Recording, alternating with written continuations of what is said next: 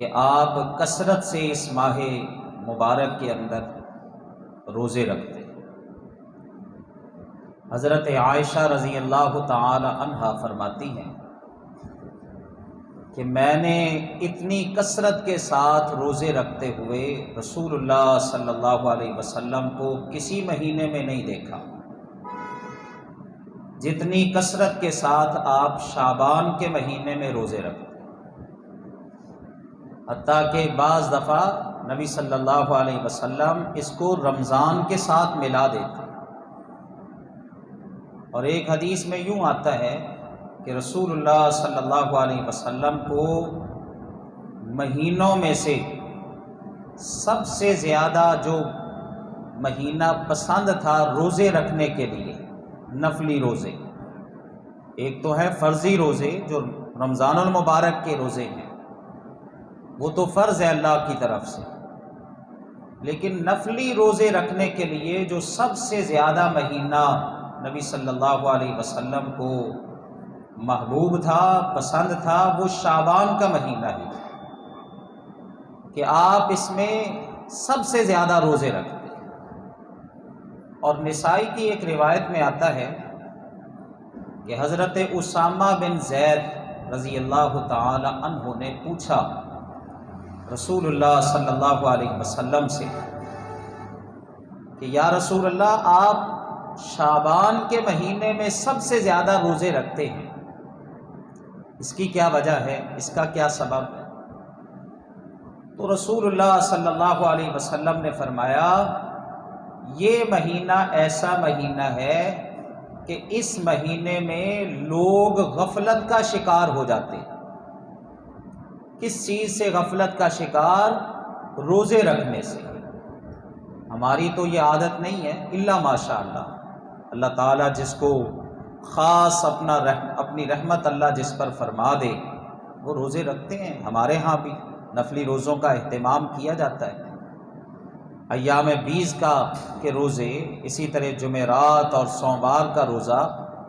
لیکن ہماری اکثریت ایسی ہے کہ ہم نفلی روزوں کے شوقین نہیں ہیں، نفلی روزوں کی ہماری عادت نہیں ہے۔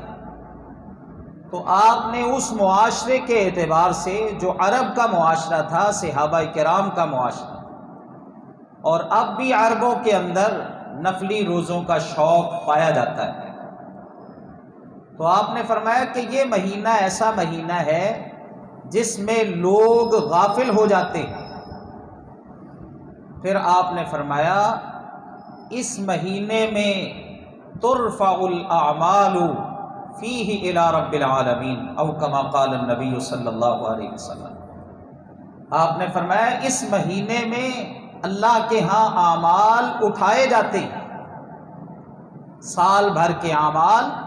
اللہ کے ہاں اٹھائے جاتے ہیں، بلند کیے جاتے ہیں، پیش کیے جاتے ہیں۔ تو آپ نے فرمایا انا احب، میں یہ پسند کرتا ہوں کہ میرے اعمال اللہ کی بارگاہ میں جب پیش ہوں، اللہ کی بارگاہ میں جب اٹھائے جائیں، تو میں روزے کی حالت میں، روزے کی حالت میں میرے اعمال اللہ کی بارگاہ میں بلند کیے جائیں، پیش کیے جائیں۔ تو یہ آپ نے جو آپ کثرت سے روزے رکھتے تھے شعبان کے مہینے میں، اس کا سبب اور وجہ بیان فرما دی کہ یہ وجہ ہے۔ تو پھر سنت عمل کیا ہوا، سنت عبادت کیا ہوئی، رسول اللہ کے طریقہ کیا ہے کہ آپ اس مہینے میں کثرت کے ساتھ روزے رکھتے تھے۔ تو امتی کو بھی چاہیے اگر کوئی روزے رکھنے کا شوقین ہے، نفلی روزے رکھنے کا، تو وہ کثرت کے ساتھ شعبان کے مہینے میں روزے رکھیں۔ اسی طرح اماں عائشہ فرماتی ہیں رضی اللہ تعالی عنہا کہ سارا سال جو روزے میرے فرضی رہ جاتے، ان فرضی روزے ان کی قضائی دینے کی میرے اندر ہمت نہ ہوتی، طاقت نہ ہوتی، میں اپنے اندر استطاعت نہ پاتی، عورتوں کے روزے رہ جاتے ہیں۔ تو حضرت عائشہ فرماتی ہیں کہ میرے اندر ہمت نہ ہوتی سال بھر ان روزوں کی قضائی دینے کی، لیکن جب شعبان کا مہینہ آتا تو میں رمضان سے پہلے شعبان کے مہینے میں جو پچھلے رمضان کے میرے روزے رہتے میں ان کی شعبان کے مہینے میں قضائی دے گا۔ تو اس اعتبار سے بھی یہ اہمیت کا حامل ہے کہ اگر کسی خاتون کے یا کسی مرد کے جس نے روزے رکھنے تھے لیکن ایک جو ہے نا وہ شرعی عذر کی بنا پر وہ روزے نہ رکھ سکا، بیمار ہو گیا، مسافر تھا، پھر سال بھر وہ روزوں کی قضائی نہیں دے سکا، تو اس شعبان کے مہینے میں وہ روزوں کی قضائی دے لے۔ اما عائشہ فرماتی ہیں میں اس ماہ کے اندر اپنے روزوں کی قضائی یعنی اپنے روزوں کی گنتی کو مکمل کر لیا۔ اس کے ساتھ ترمذی کی روایت ہے، رسول اللہ صلی اللہ علیہ وسلم کا فرمان ہے، آپ نے فرمایا جب نصف شعبان باقی رہ جائے، نصف شعبان یعنی آدھا شعبان گزر گیا اور آدھا شعبان کا مہینہ باقی رہ گیا، تو رسول اللہ صلی اللہ علیہ وسلم نے فرمایا لا تصوموا، تم پھر روزے نہ رکھو۔ یہ ترمذی کی روایت ہے۔ ایک حدیث میں یا دیگر احادیث میں تو آتا ہے کہ آپ کثرت سے روزے رکھتے، اور دوسری یہ حدیث جو آپ کے سامنے سنائی ہے کہ رسول اللہ نے فرمایا اذا بقی نصف شعبان فلا تصوموا، جب نصف شعبان باقی رہ جائے تو پھر تم روزے نہ رکھو۔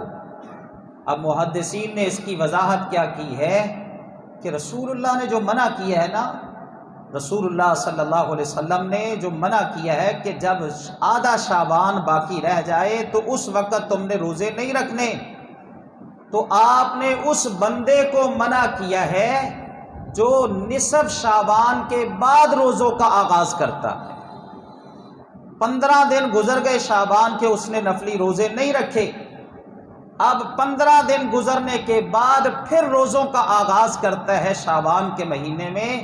تو نبی صلی اللہ علیہ وسلم کا جو یہ فرمان ہے نا کہ نصف شعبان جب گزر جائے تو اس کے بعد روزے نہ رکھو، تو آپ نے اس بندے کو منع فرمایا۔ اسی طرح اللہ اکبر، اگر کوئی بندہ وہ کمزور ہے، طاقت نہیں ہے اس کے اندر، اتنی ہمت نہیں ہے، تو آپ نے اس بندے کو جو کمزور ہے صحت کے لحاظ سے نصف شعبان کے بعد آپ نے روزے رکھنے سے اس بندے کو منع کیا ہے، کیونکہ آگے فرضی روزوں کا مہینہ آ رہا ہے، آگے رمضان کا مہینہ آ رہا ہے، کوئی بزرگ آدمی ہے اور اس کے اندر اتنی ہمت نہیں ہے کہ وہ شعبان کا مہینہ بھی روزہ رکھے سارا اور پھر آگے رمضان کا مہینہ بھی روزہ رکھے، اتنی طاقت ہمت اس کے اندر نہیں ہے، شوق ہے اس کو، تو آپ نے فرمایا کہ وہ 15 شعبان تک تو روزے رکھ لے، لیکن جب 15 شعبان یعنی 15 دن شعبان کے مہینے کے گزر جائے تو اس کے بعد وہ روزے نہ رکھے، کیونکہ یہ نفلی روزے ہیں اور جو اگلا مہینہ آ رہا ہے وہ فرضی روزے ہیں، تو اس لیے نبی صلی اللہ علیہ وسلم نے منع فرمایا ہے۔ تو یہ حدیث بھی آپ ذہن میں رکھیے گا۔ اب خاص جو کہا جاتا ہے نا 15 شعبان کا روزہ، 15 شعبان کا روزہ اور 15 شعبان کی رات کی عبادت بالخصوص، اللہ اکبر، یہ جو خاص عبادت ہے 15 شعبان کی اور 15 شعبان کا خاص ایک دن کا روزہ، یہ قرآن و حدیث سے ثابت نہیں۔ اب دلیل کے طور پر اس دن 15 شعبان کا جو دن ہے اور 15 شعبان کی جو رات ہے، اس میں جو دلائل پیش کیے جاتے ہیں قرآن و حدیث سے، قرآن سے سب سے پہلے تو جائزہ لے لیں کہ قرآن سے جو دلیل پیش کی جاتی ہے نا، وہ قرآن پاک کا یہ مقام ہے، سورۃ الدخان ہے اور اس کا پہلی ہی اس کی آیات ہیں، حامیم والکتاب المبین انا انزلناہ فی لیلۃ مبارکۃ انا کنا منذرین فیہا یفرق کل امر حکیم امرا من عندنا انا کنا مرسلین۔ اللہ فرماتے ہیں انا انزلناہ، ہم نے یقیناً نازل کیا ہے اس کتاب کو، اس قرآن کو، فی لیلۃ مبارکۃ، مبارک رات میں، برکت والی رات میں، بڑی اہمیت والی رات میں، قدر والی رات میں، فضیلت والی رات میں اس قرآن کو ہم نے اتارا ہے، نازل کیا ہے۔ وہ رات کیسی رات ہے؟ فرمایا فیہا یفرق کل امر حکیم، اس رات میں ہر محکم کام، ہر اہم کام کا فیصلہ کر دیا جاتا ہے۔ ہر اہم کام کا فیصلہ ہو جاتا ہے، رزق کا، تنگ دستی کا، صحت کا، اور اسی طرح بیماری کا، موت کا، حیات کا، ہدایت کا، گمراہی کا، ہر اہم کام کا فیصلہ اس رات میں کر دیا جاتا ہے۔ اگلے سال تک اس رات میں ہر چیز، ہر اہم کام کا فیصلہ ہو جاتا ہے۔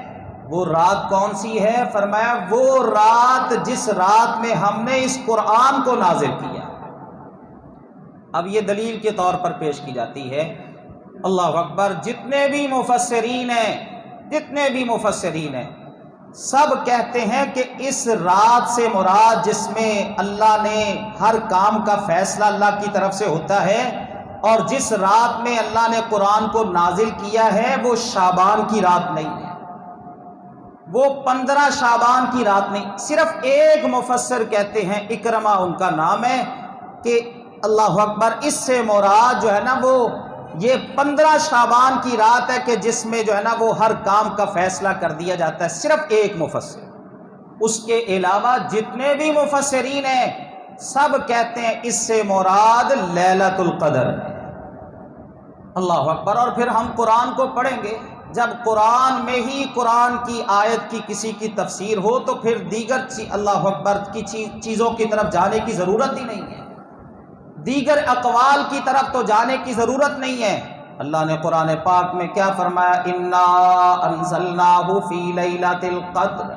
وما ادراک ما لیلۃ القدر لیلۃ القدر خیر من الف شہر تنزل الملائکۃ والروح فیہا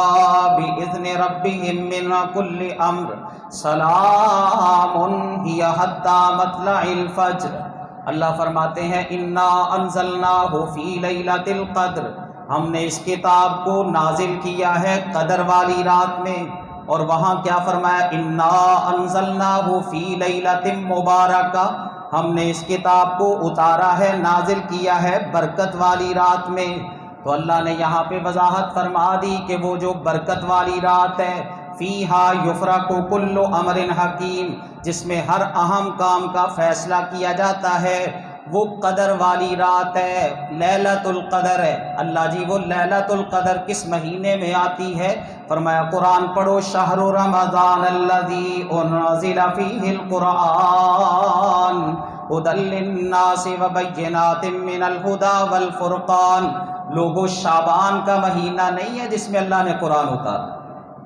شعبان کا مہینہ نہیں، بلکہ شہر رمضان، وہ رمضان کا مہینہ ہے، انزل فیہ القرآن، جس میں اللہ نے قرآن کو نازل کیا ہے۔ تو وہ برکت والی رات، وہ قدر والی رات، وہ جس میں ہر کام کا فیصلہ ہوتا ہے، وہ شعبان کے مہینے میں نہیں ہے، وہ 15 شعبان کی رات نہیں ہے، وہ تو لیلۃ القدر ہے۔ اور لیلۃ القدر کے متعلق بھی رسول اللہ کا فرمان ہے، آپ نے فرمایا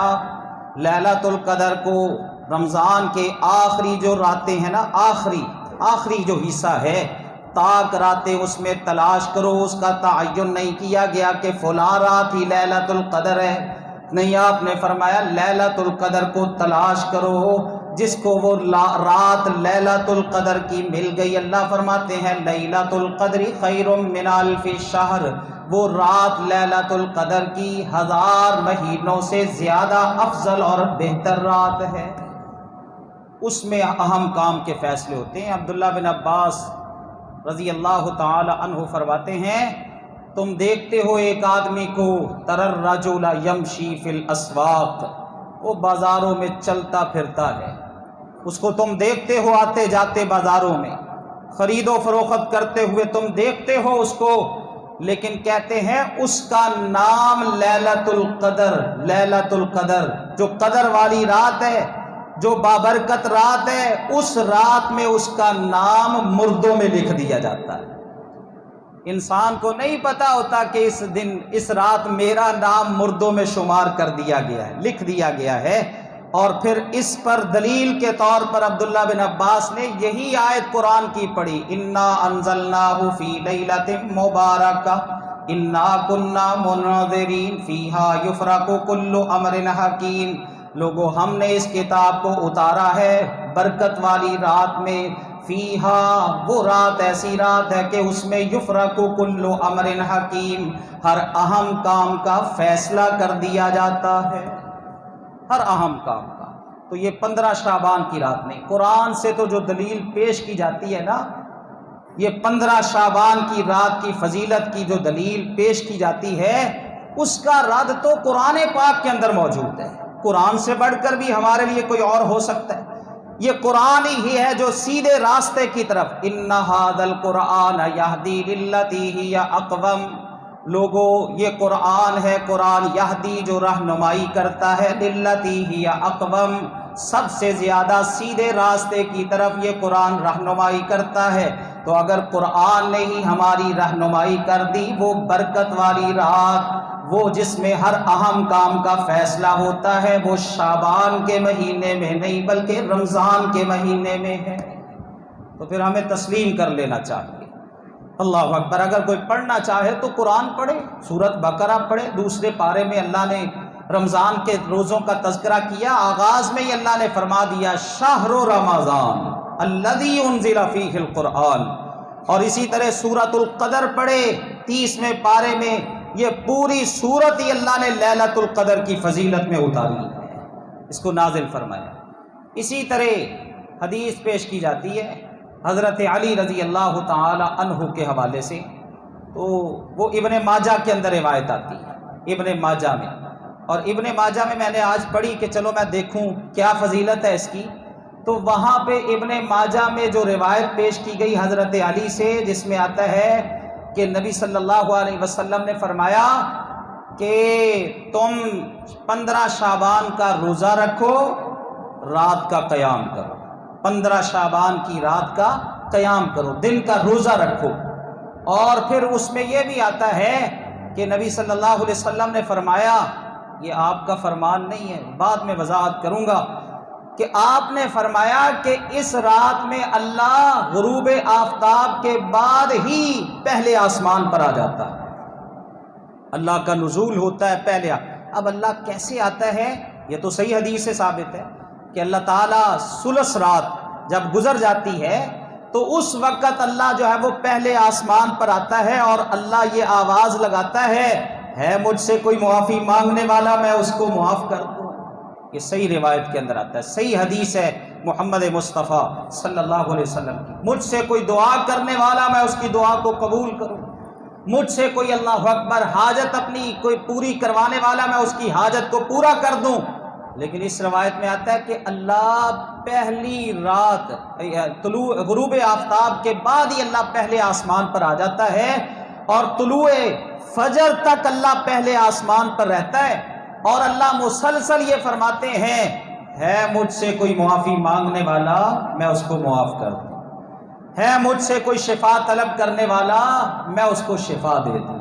ہے مجھ سے کوئی حاجت اپنی پوری کروانے والا میں اس کی حاجت کو پورا کر دوں۔ یہ ابن ماجہ کی روایت ہے، لیکن اس میں اس پوری روایت کو اگر ہم پڑھیں نا، اس میں ایک راوی آتا ہے ابن ابی صبرہ، اللہ اکبر، اس کے متعلق امام احمد بن حنبل فرماتے ہیں کہ وہ بندہ نبی صلی اللہ علیہ وسلم کی حدیثیں خود بنا کے امت کے سامنے پیش کرتا۔ تو جب ایک بندہ وہ خود رسول اللہ کی اپنی طرف سے حدیثیں بنا کے رسول اللہ پر بہتان لگا دے تو اس کی بات تو حجت نہیں ہے، اس نے تو خود ساختہ یہ روایت گھڑ کے اپنی طرف سے پیش کر کے اس نے امت میں پھیلا دی، اور محدثین نے اس کو پرکھ کر پھر بتا دیا کہ اس میں یہ فلاں راوی ہے، اس کا نام بھی سارا بتایا گیا کہ ابو بکر بن عبداللہ بن محمد، تو یہ سارا نام بتا کے ساتھ جو ہے نا وہ احمد بن حنبل کا یہ فرمان بھی موجود ہے کہ یہ بندہ تو رسول اللہ کی حدیثیں خود بنایا کرتا۔ تو جب رسول اللہ کی حدیثیں خود بنانے والا کوئی بنا کے پیش کر دے تو امت اسی پر عمل کرنا شروع کر دے؟ نہیں، یہ حجت نہیں ہے، بلکہ رسول اللہ کا صحیح فرمان ہے، بخاری میں آتا ہے، آپ نے فرمایا جس نے بھی مجھ پر جان بوجھ کر جھوٹ بولا، میرے ذمے کوئی جھوٹی بات لگا دی، جیسے ہماری عادت ہے کوئی بھی حدیث آئی نا موبائل کے اوپر، اس کو بغیر پرکھے بغیر تحقیق کیے آگے پھیلا دیا کہ یہ رسول اللہ کا فرمان ہے، یہ رسول اللہ کا فرمان ہے۔ تو آپ نے فرمایا جس بندے نے بھی مجھ پر جان بوجھ کے جھوٹ بولا فَلْيَتَبَوَّأْ مَقْعَدَهُ مِنَ النَّارِ، اسے چاہیے کہ وہ اپنا ٹھکانہ جہنم کی آگ میں بنا لے۔ اور اسی طرح ایک روایت یہ پیش کی جاتی ہے کہ نبی صلی اللہ علیہ وسلم آپ 15 شعبان کی رات حضرت عائشہ کے گھر میں تھے، وہاں سے آپ اٹھے اور بقیع قبرستان میں گئے،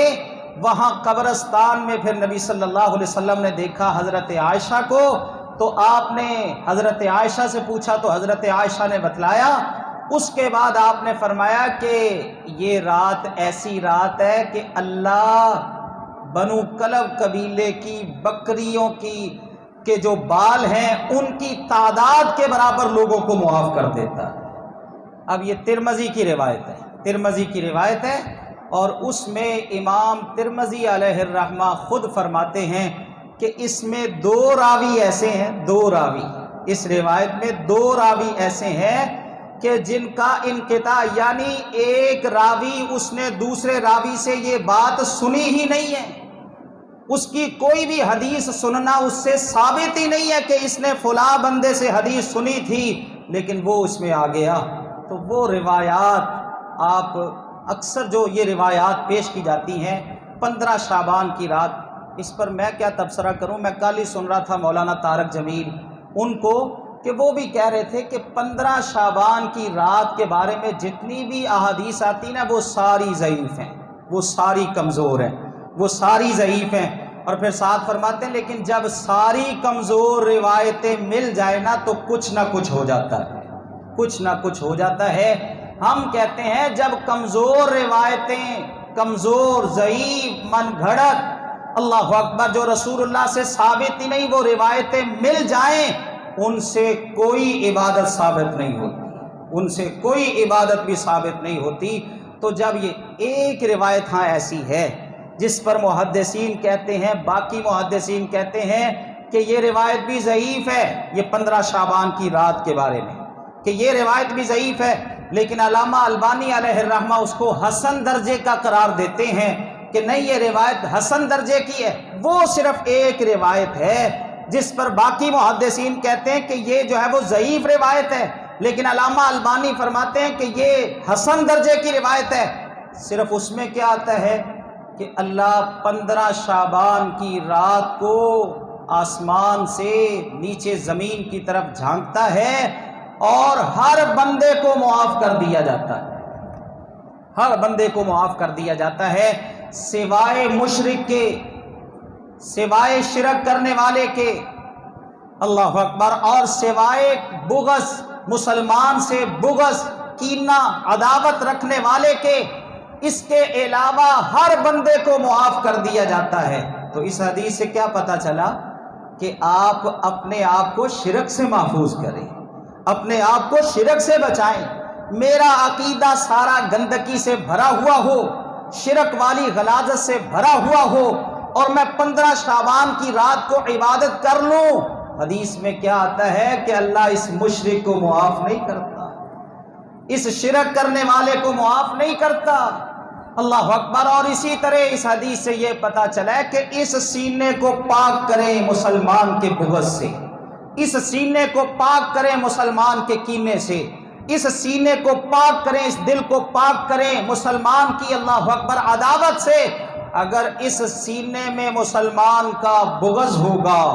عداوت ہوگی، کینہ ہوگا، تو اللہ کی طرف سے معافی کا اعلان نہیں ہوگا۔ تو اس لیے 15 شعبان کے بارے میں، رات کے بارے میں صرف یہ روایت ایک آتی ہے جس کو علامہ البانی علیہ الرحمہ نے حسن درجے کا قرار دیا، اس کے علاوہ باقی جتنے بھی محدث ہیں وہ اس روایت کو بھی ضعیف کہتے ہیں، ایک روایت۔ تو اس روایت کے مطابق اس پر کوئی عمل تو رسول اللہ کا نہیں آتا کہ آپ نے خاص اس رات کو کوئی جو ہے نا وہ عبادت کی ہو، کوئی نماز اللہ اکبر صلاۃ الفیہ پڑھی ہو، صلاۃ الخیر پڑھی ہو، 14 رکعتیں ادا کی ہوں، 12 رکعتیں ادا کی ہوں، یہ خاص عبادت کا رسول اللہ صلی اللہ علیہ وسلم سے نہیں آتا۔ اور آپ نے کیا فرمایا تھا کہ من عمل عملا لیس علیہ امرنا فہو رد۔ آپ نے فرمایا جس نے کوئی ایسا عمل کیا جس پر ہماری مہر نہیں ہے، ہمارا حکم نہیں ہے، ہمارا فرمان نہیں ہے، آپ نے فرمایا فہو رد، وہ عمل اللہ کی بارگاہ میں قبول نہیں ہوتا بلکہ اس کو رد کر دیا جاتا ہے۔ اور صحیح بخاری کی حدیث آپ نے کئی دفعہ سماعت فرمائی کہ وہ 2-3 صحابی آئے تھے رسول اللہ صلی اللہ علیہ وسلم کی ازواج کے پاس، اور آ کے انہوں نے پوچھا تھا کہ ہمیں ذرا بتائیں تو صحیح رسول اللہ کی عبادت کیسی ہے۔ ماؤں نے بتایا تو وہ کہنے لگے کہاں ہم کہاں رسول اللہ صلی اللہ علیہ وسلم، آپ تو بخشے بخشائے، آپ معصوم عن الخطا، لیکن اس کے باوجود آپ اتنی عبادت کرتے ہیں، ہمیں تو آپ سے آگے بڑھنا چاہیے۔ ایک نے کہا میں ہمیشہ رات کو نماز پڑھتا رہوں گا، کبھی آرام نہیں کروں گا۔ دوسرے نے کہا میں ہمیشہ نفلی روزہ رکھتا رہوں گا، کبھی ناغہ نہیں کروں گا۔ اور تیسرے نے کہا لا اتزوج النساء ابدا، میں عورتوں کے ساتھ کبھی بھی شادی نہیں کروں گا۔ یہ اپنے اپنے جذبات کا اظہار کر کے، یہ صحیح بخاری کی روایت ہے، اپنے اپنے جذبات کا اظہار کر کے واپس چلے گئے تو نبی صلی اللہ علیہ وسلم تشریف لائے۔ ماؤں نے، میری اور آپ کی ماؤں نے، آپ کی ازواج نے آپ کو بتایا۔ اس طرح آپ کے 3 صحابی آئے تھے، انہوں نے عبادت کے متعلق آپ کی عبادت کے بارے میں پوچھا، ہم نے بتایا، پھر انہوں نے ان جذبات کا اظہار کیا۔ رسول اللہ پیچھے گئے، آپ نے فرمایا انتم الذین قلتم کذا و کذا، تم ہو وہ جنہوں نے یہ کہا ہے؟ جی یا رسول اللہ صلی اللہ علیہ وسلم۔ آپ نے فرمایا سنو میرا طریقہ یہ ہے، میرا انداز یہ ہے، میں رات کو عبادت بھی کرتا ہوں، آرام بھی کرتا ہوں، میں نفلی روزہ رکھتا بھی ہوں اور ناغہ بھی کرتا ہوں، اور اسی طرح میں نے نکاح بھی کیے ہیں عورتوں سے۔ اور اس موقع پر آپ نے فرمایا من راغب عن سنتی فلیس منی، جس نے کوئی عمل کرتے ہوئے میرا طریقہ چھوڑ دیا، میں محمد اعلان کر کے کہتا ہوں اس کا میرے ساتھ کوئی تعلق نہیں ہے۔ جو کہتے ہیں نا کوئی بات نہیں یار، کوئی عبادت ہی کر رہے ہیں نا،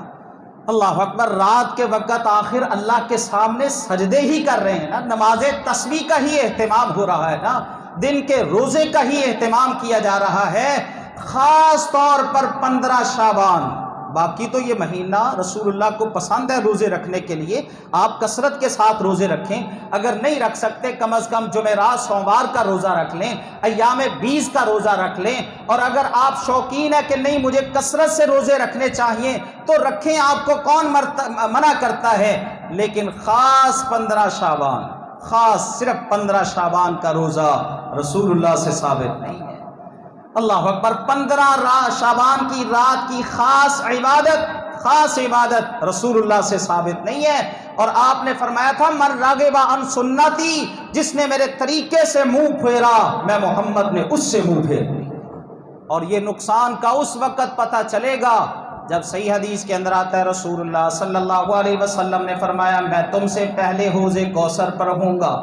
وہ جو جام پلایا جائے گا نا حوض کوثر، وہاں پہ آپ نے فرمایا میں تم سے پہلے ہوں گا اور تمہارا انتظار کروں گا، جو بھی میرے پاس سے گزرے گا میں اس کو پانی پلاؤں گا۔ آپ نے فرمایا کچھ لوگ آئیں گے میرے پاس، میں پہچان لوں گا کہ یہ میرے امتی ہیں، میرے ساری نشانیاں میرے امتیوں والی ان کے اندر ہوں گی، لیکن ان کے اور میرے درمیان جو ہے وہ رکاوٹ کھڑی کر دی جائے گی فرشتوں کی طرف سے، اور فرشتے پھر کہیں گے آپ نہیں جانتے کہ انہوں نے آپ کے چلے جانے کے بعد کون کون سے نئے کام دین میں ایجاد کر لیے تھے۔ تو آپ نے فرمایا اس وقت پھر میں کہوں گا سحقن سحقن لمن غیر بعدی، جس نے میرے چلے جانے کے بعد میرے دین کا حلیہ بگاڑ دیا، اس کو مجھ سے دور کر دو۔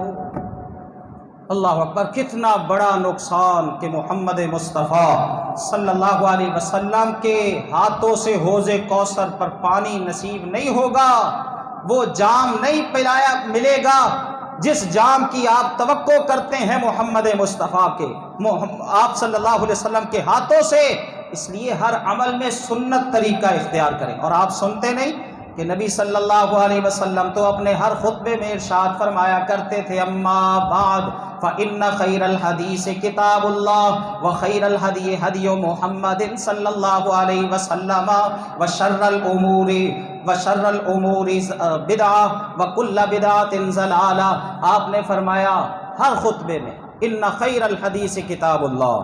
اللہ اکبر، سب سے بہترین بات اللہ کی کتاب ہے، اللہ کی کتاب سب سے بہترین بات، اور سب سے اللہ اکبر بہترین راستہ وہ محمد مصطفیٰ کا راستہ ہے صلی اللہ علیہ وسلم۔ اور آپ نے فرمایا شر الامور، کاموں میں سے سب سے برا کام دین میں کوئی نیا کام جاری کرنا ہے، اور ہر نیا کام آپ نے فرمایا یہ گمراہی ہے، یہ ضلالت ہے، اور ہر گمراہی کا انجام جہنم کی آگ ہے۔ کبھی سورۃ الغاشیہ پڑھیں، اس میں اللہ نے کیا فرمایا؟ عاملۃ ناصبہ تصلی نارا حامیہ تسقی من عین آنیہ لیس لہم طعام الا من ضریع۔ اللہ فرماتے ہیں عاملۃ ناصبہ، بعض ایسے ہوں گے کہ عمل کر کر کے تھک چکے ہوں گے، پیشانیاں تھک چکی ہوں گی عمل کر کر کے، سجدے کر کر کے، لیکن اللہ فرماتے ہیں تصلی نارا حامیہ، عمل کرنے کے باوجود جہنم کی آگ میں داخل ہو جائیں گے۔ یہ کون ہیں؟ جنہوں نے دکھاوے کے اعمال کیے،